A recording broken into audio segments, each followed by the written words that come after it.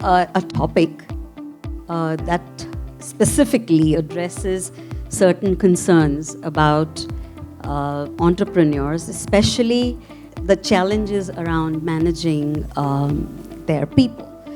And my first question to you as the audience is, who is an entrepreneur? Any guesses? Anyone wants to talk about it? Because some of us here at least are entrepreneurs. Some are aspiring and some are already there. So who is an entrepreneur? Yeah. So an entrepreneur would be a person who has a dream, a vision, and then gets things together, gets people to believe in their own dream, work with them, and create something magical. Super. So, great answer. Now, I want to ask you one more question. Is an entrepreneur a solo operator?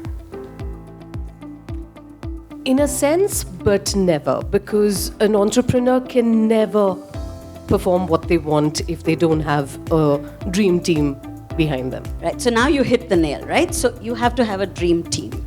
You can't do it all, right? No one can, right? And even if you are running a small business, you are still going to have to deal with people and collaborate with people, right? Even if you're a one-man show, as some people call it. I mean, you could be a professional and running a professional outfit, a lawyer, a chartered accountant, whatever. But you will still need people, right? So people is a given in your life if you're an entrepreneur, right? Whether it's people that you're working with, whether it's colleagues you're collaborating with, and collaboration is the way of the future. Has always been, but more so today because we are in a very dispersed world, right? So we are not in one place all the time. We are not all the time accessible to people. And the pandemic just showed us that. And the only way to do it is that we figure out how we combine a bunch of people, especially in today's virtual world. How do we combine a bunch of people and get them to work for us? So typically, what are the biggest follies of an entrepreneurial mindset in terms of people? Any guesses?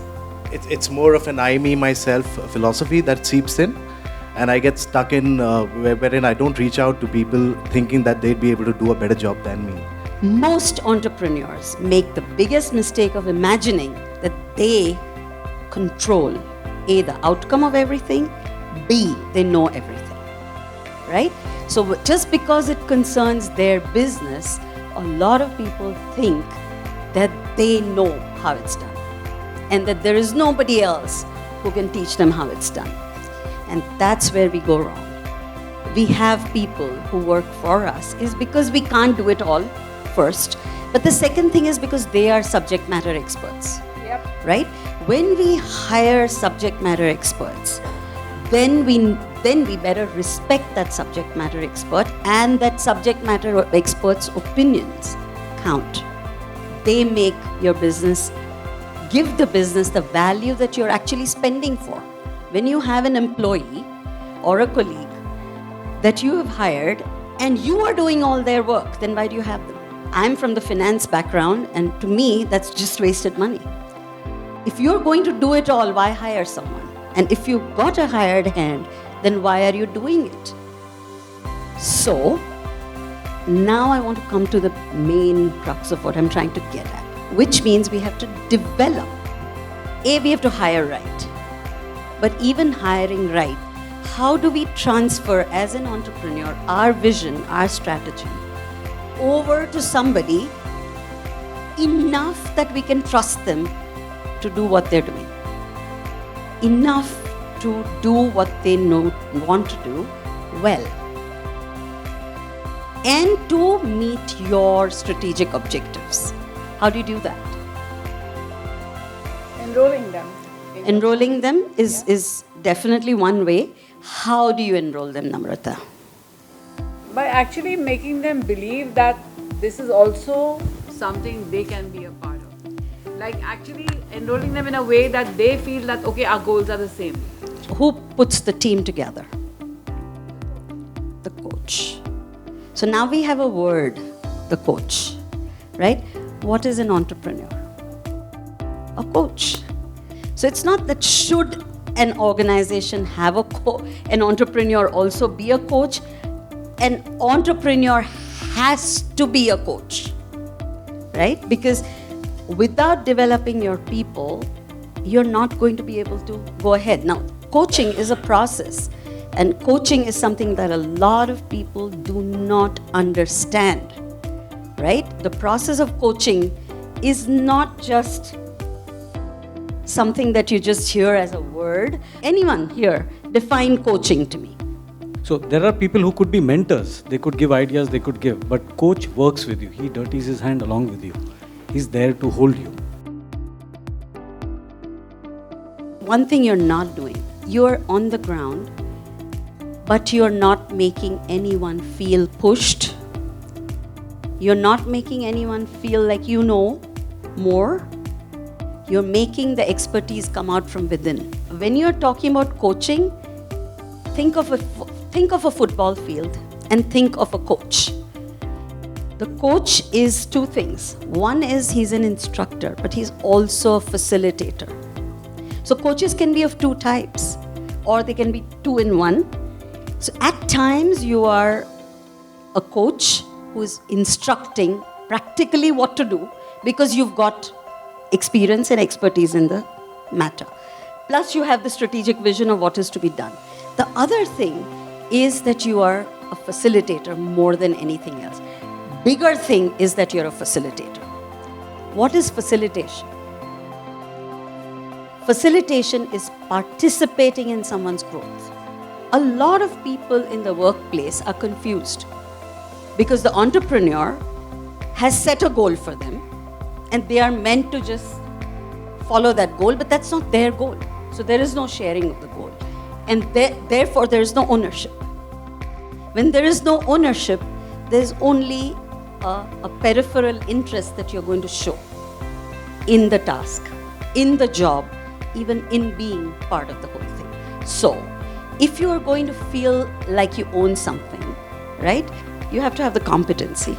Because if you don't have the competency, you're going to feel overburdened. The coach is meant to help you develop and unfold your competencies, right? The other one is that you have to feel encouraged. You have to feel engaged. If as an entrepreneur, your team is not feeling like they are part of what you are doing, part of the journey, right? Then you are just going to say, pay my pay slip at the end of the day. My problems are my problems, yours are yours, right? So another very, very important aspect.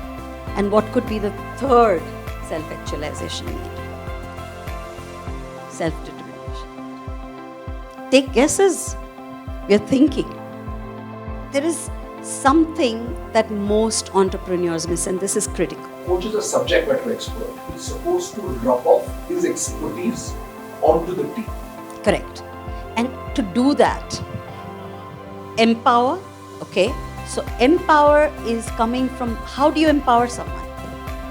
How do you empower someone? The autonomy. So the crux of the matter is in autonomy. Now this is where the whole gamut of the coaching process is. The crux of the matter is you first, so whenever it is that you are talking to employees, whenever it is that you're enrolling employees, the first thing you do is ask that if they come to you with a problem, or if you're trying to solve a problem together, give them the question first. What is it you want? What is it that we are desiring out of this? Not what I want, or what will you get if I get what I want, right? That starts off this whole ownership process. Once you have the ownership established, the rest is easy, right? This is what is important. So it's in the questioning. It's in how you question. It's in how you train that you make the critical difference in coaching. And this is why an entrepreneur needs to have coaching skills, not as something that they learn, but as a leadership style. Coaching isn't something that you just do one-off, oh, I'm taking a coaching session with my employees. That's not how it works. It's part of your leadership style, which means that whether it's a meeting, whether it's a setup, whether it's somebody coming to you one-on-one to talk to you about, the whole time you are operating as a coach, not sitting on the driver's seat trying to control outcomes, because that makes people anxious. That makes people feel watched all the time. That makes people feel, oh, it's his business, her business. I have nothing to do with it, right? It's your paycheck is one thing, but very rarely do people work only for a paycheck. That's why we have what we have in today's world. We have attrition. Did you hear of attrition earlier? Right? We have attrition because there's a lot of anxiety about that people are intelligent. By and large, you've hired someone, which means they have the expertise, but you are confusing them by saying, you know what, I hired you, but I know better than you. And I can do it better than you. Put aside what you know, do what I'm saying. You may want to still do that, but you can't say that. But most entrepreneurs end up making this mistake is they say it. You leave what you know, do it my way, right? And that's what gets people confused first, and then irritated, then frustrated. And then they give up. A frustrated individual cannot perform. It's as simple as that. So, the argument is not about whether an entrepreneur should be a coach or not. It's a given. It goes without saying that you better be a coach. So how do you develop this coaching leadership style? How do you do it? First, know that, right? It's not an optional skill. It's something that you have to have. It's part of the definition, right? What else? Shadowing a leader yourself. Well, that would be you getting mentored yourself. Certainly that helps. Mentoring always helps. Taking on a mentor always helps because you develop yourself. But it's also having this style of talking to your employees where you are not the solution provider. That is the most important. Garner solutions to your problem by setting out the question. How would you do it? Most of the time, think about this. Most of the time, the reverse happens. People say, I've got this idea, now do it this way. Reverse that paradigm and say, you tell me, we want to reach here. We want to reach here. You tell me, how would you do it? So not talking down, but talking up to their self-esteem, talking up to their subject matter expertise, talking to their self-determination need of saying, I treat your competency as something valuable for this organization. And this is actually the mindset change that needs to be made. This is the paradigm shift that is required if you want to become a coach, right? So instead of thinking of yourself as a business owner, start thinking of yourself as a team developer, right? And then you see how the business flourishes, how performance is at peak without doing anything, because it garners loyalty, it garners ownership, and it garners excitement, encouragement, because they know they are safe with you. So this is the other thing that I want to talk about in coaching. So you have to allow your people the freedom to fail and to accept that failure as part of the business cost. We are afraid to do that. And what that does, and now let me come back to you from the financial angle, what that does to you, if you don't allow your employee to fail and you still continue to employ them, you are actually failing them. Because the mistake gets compounded. Because it never gets corrected. Just think about this, and you'll know what I'm saying adds up and makes a lot of financial sense. So not only as an entrepreneurial goal at some level is definitely to grow your organization. How do you grow without the adequate money at the back, right? So somewhere it all falls and boils down to the interest of running the enterprise, right? And whatever the enterprise may be, whether it's profit, non-profit, doesn't matter. Money is the fuel for any organization. Without that, you're not going to work. And this is one of the hidden costs that we do not recognize, is when people in an organization are not allowed to fail, the organization fails in the end. Because part of the price of growth is failure. You're learning, and you have to allow people to learn and allow them to feel like it's all right, because we as an organization are adding to the expertise of what we should not do. Very, very important. And if you're not going to have certain value-based character hiring, you're just making compromises. Oh, I need someone, I need a hand, hire them. Don't. Because it's the worst mistake. The most expensive mistake is the wrong employee. No one is really wrong, but the fit is wrong. Right? They don't belong with you. And what we tend to do sometimes in the pressure of having to perform, if they don't fit, that is the time for the coach to sit and get their hands dirty and say, I won't take the wrong person, I'll do it myself. Till I get the right person. Because I'm not going to let go of the fundamental values that I hold dear. And that makes this organization. Because you drop the cultural ball once, you've dropped it forever. Realize this, there are no repeatable mistakes. So if you drop that ball and say, oh, I'll just, for this once, let's just get this person, doesn't work. It sends a very strong signal across the organization, and then you have what you have. You have a lot of people who are there just as bodies and not doing it. Most organizations, when you see entrepreneurs run mid-sized organizations and they're on a growth path and a trajectory, they feel coaching is outsourced to the L&D department and it's not their job.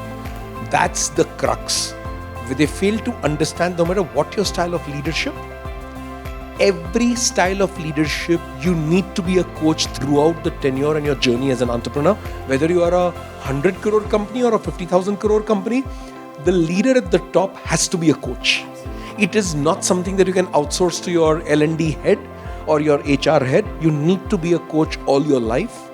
And no matter what leadership style, the bigger the leader you are, the bigger the coach you are. So at the end of the day, you ought to be a professional coach as a leader.